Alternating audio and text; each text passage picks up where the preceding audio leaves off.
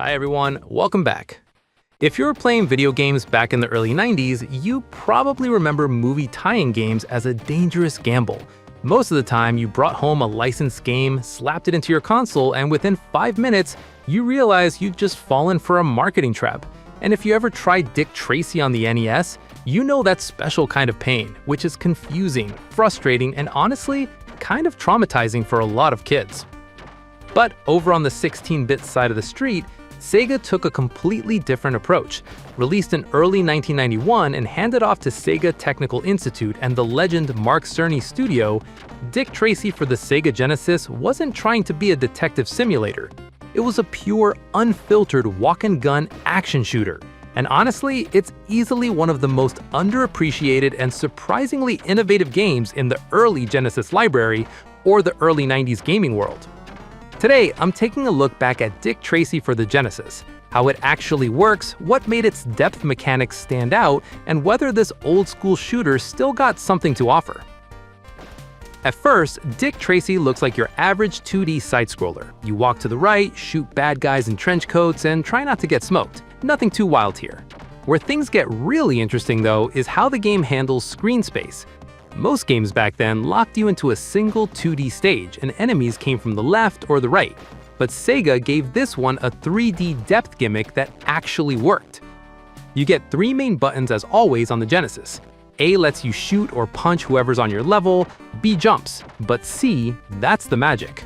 With C, you pull out your Tommy gun, lock Tracy in place, and a reticle pops up. Suddenly, you're lacing gunfire straight into the background. Mobsters shoot at you from windows, alleys, rooftops, cars, just about anywhere except right in your face. So while you're dodging a guy with a knife on the sidewalk, you're also watching for some joker sniping from the second floor or the background. It's like your brain's running 2 games at once, a light gun shooter mashed up with a run-and-gun platformer. That's something new and crazy for the early 90s. And to make that Tommy gun feature feel even cooler, Sega added dynamic environmental destruction. You can blow out storefront glass, shatter streetlights, and riddle background cars with bullet holes. For 1991 hardware, that was absurdly satisfying. To keep the format from getting boring, they mix it up all the time. One minute you're gunning down thugs on the street, next minute Tracy runs out of ammo or ducks into a tight alley.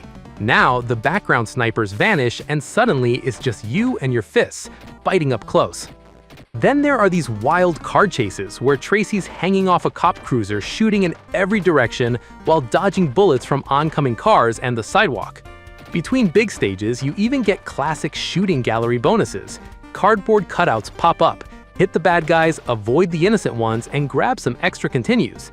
Fast, snappy, and breaks up the action in a fun way.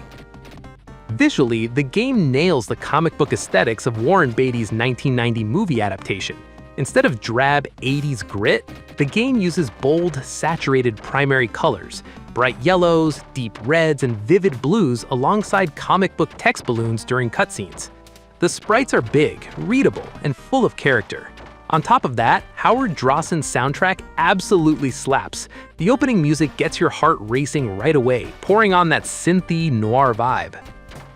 As great as the dual-plane shooting is, I'm not gonna lie though, the game's tough. No passwords or saves. You've gotta finish all 18 substages in one go. Bosses like Flat Top and Big Boy don't give you a break. Grenades everywhere, tight windows to dodge, and the later levels are just brutal. At some point, it starts to feel like a rhythm game. Memorize patterns or die trying. Plagued by that classic arcade-era difficulty spike, it can be punishing. But despite the sharp learning curve, Dick Tracy on the Sega Genesis remains a legit hidden gem. It took a licensed movie property, ignored lazy conventions, and built some innovative gameplay depth that still feels unique decades later. So if you skip this one or only remember the painful NES version, give the Genesis Dick Tracy a shot. It's worth revisiting. What about you guys? Did you play Dick Tracy back on the Genesis, or were you stuck trying to figure out the NES version as a kid? Let me know down in the comments below.